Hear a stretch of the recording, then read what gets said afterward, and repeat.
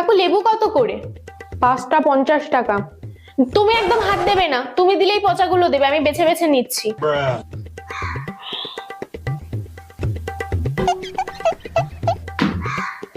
আচ্ছা ঠিক আছে, এই 5টা দিয়ে দাও।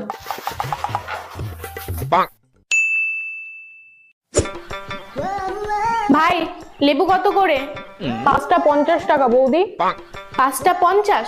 আচ্ছা ঠিক আছে, এখানে যতগুলো নরম আর পচা লেবু আছে সব প্যাক করো।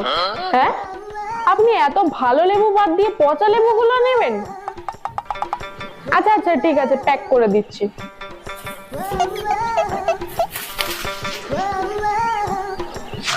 নিন, হয়ে গেছে।